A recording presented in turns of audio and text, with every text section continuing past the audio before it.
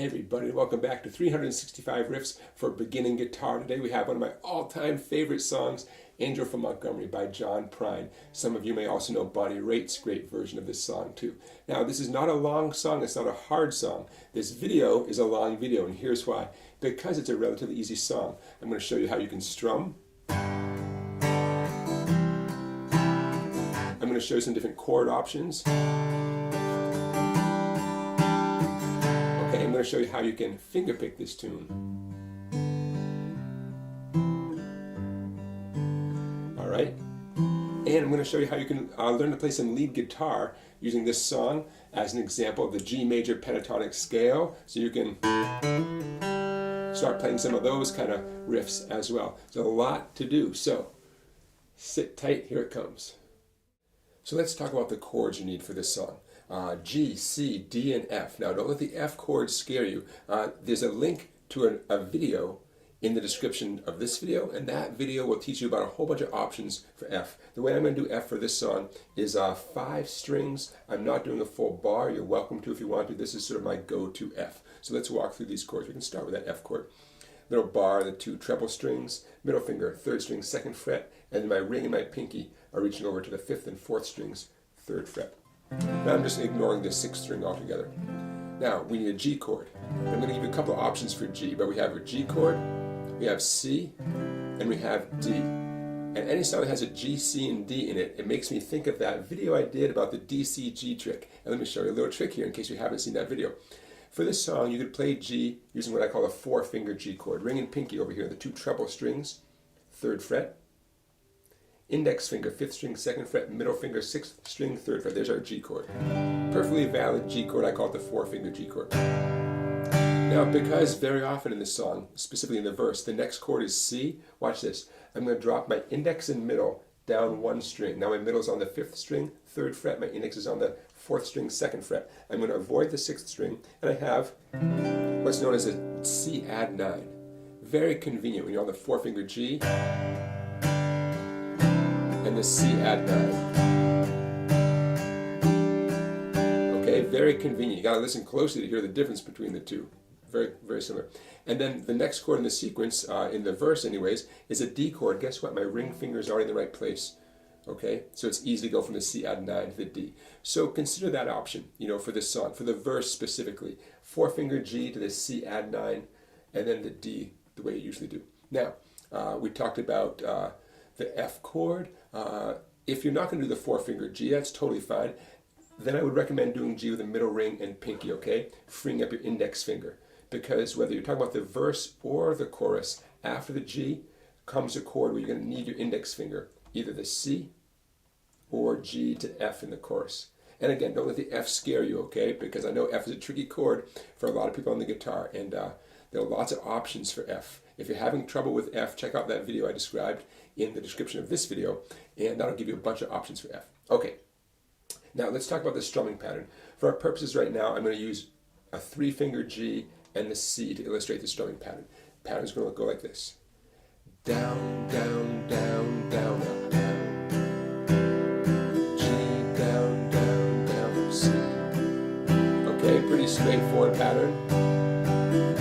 I'm doing it a little bit slower than the real song. Okay, up to speed, the way I hear Prine's original tune is about this speed. Quick and light, nice light grip on your pick, okay? By the way, that final upstroke, down, down, down, down, up. Your left hand could be abandoning the chord and transitioning to the next chord. Nothing wrong with that, okay? That final upstroke may well be on open strings, no big deal. Okay, now, the song eventually changes from the G-C pattern in the verse to a D chord, and then back to G. And you're welcome to play that D, no big deal. But instead of actually strumming the D chord, we could substitute a walk up. Okay? I'm walking up on the D string, open 2nd, 4th, and open 3rd string. Okay? And we'll do that instead of the D chord. Sounds great, it fits the tune, and why not? It gets you out of that strumming kind of repetitive stuff, Now, don't worry, I'll play that in context when you get to the clip about the verse. But I think it's a great addition to the tune, and it's in keeping with the nature of the tune. So we talked about different chord options. We talked about the strumming for this tune. Before the video is done, I'm going to show you also a finger picking pattern. We'll get to that before the end of the tune. Because hey, maybe you want to play this with finger picking. I'm going to show you an easy pattern that sounds great and fits this tune. And one more thing before the end of this video, how about if I show you an easy lead guitar pattern so you can improvise along with the recording, okay? Or if you teach a friend to play the tune, they can do that and you can be the lead guitar player and get some experience improvising. Because this tune, because it's slow, because it's in the key of G major, it's absolutely perfect for learning how to play lead guitar. Okay, we've got a lot to do, all right? So let's go on and check out the verse of the tune as we're going to strum it with a pick. Here it comes. I'm going to strum through the verse and the chorus now with that down, down, down, down, up strum pattern on each chord, except where the D should go. I'm going to do a walk up, and I'm going to answer that with a little down, up on the G. You'll see what I mean. Here we go. 2, 3, 4.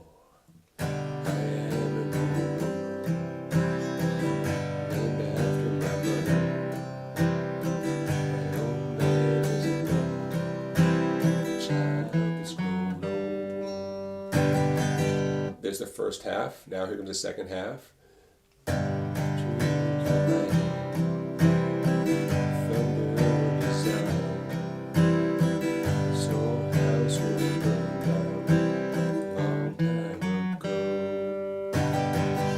And that's going to lead directly into the chorus.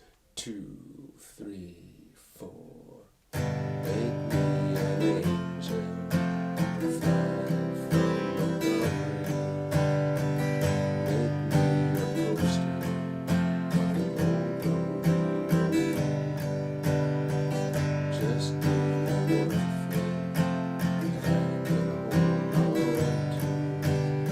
There's 3 times through that pattern, and now we're going to go back to the G-C-D pattern. Here it comes. Hard way to go. And there you have the verse and the chorus strummed through with a pick. Now, next clip, let's get into how you could finger pick it, and don't forget to stick around because after that I'll show you how you can do some lead guitar along with the song. Here it comes. So here's what the finger picking pattern is going to sound like on the verse. I'm going to go through the G and C chords just to get you start here.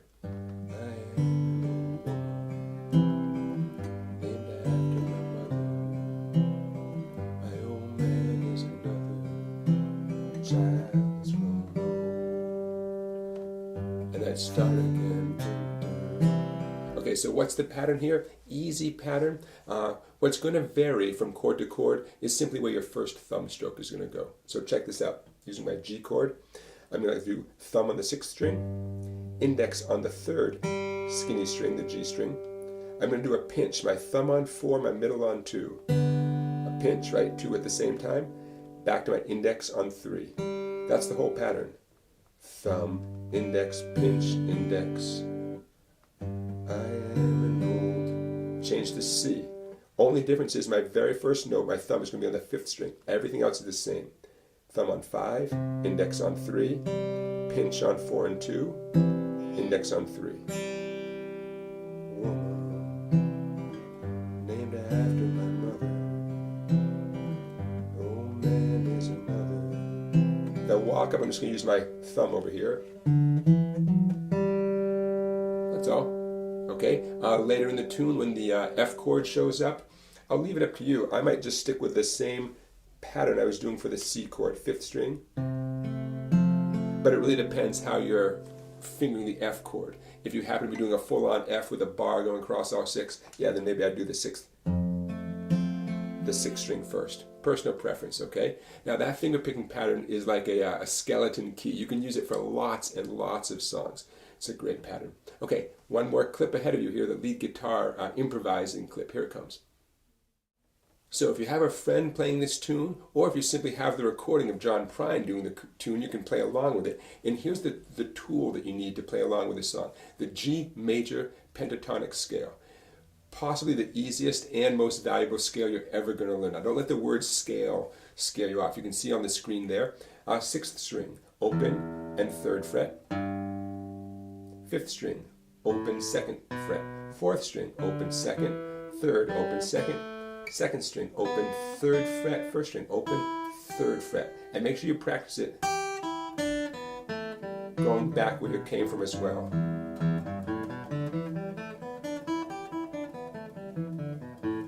Okay, that's going to be your series of notes to choose from.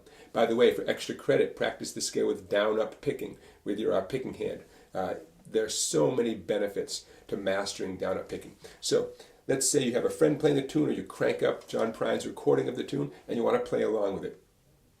Let me give you a couple quick tips. First of all, really memorize the scale. Get to know it really well. Second tip, you're going to insert little phrases in between the lyrics. You'll see what I mean in a second. So I'm talking about phrases of maybe 3 or 4 notes. You want to pick a random starting spot, by the way, in the scale. You don't always want to start, say, with the open 6th string. So it gets to sound too much like a scale that you practice. You want this to sound like beautiful music, not just a scale. Okay, so let me give you an example. Imagine the tune is going here. Now, right after woman, you have a little space, right?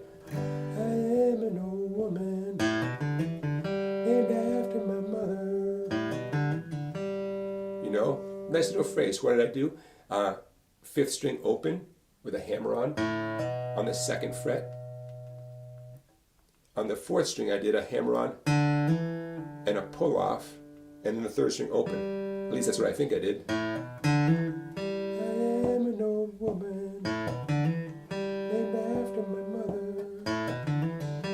Okay, just a cute little phrase. And you can work in hammer-ons, pull-offs, or just by individual notes, with individual picks, whatever you want.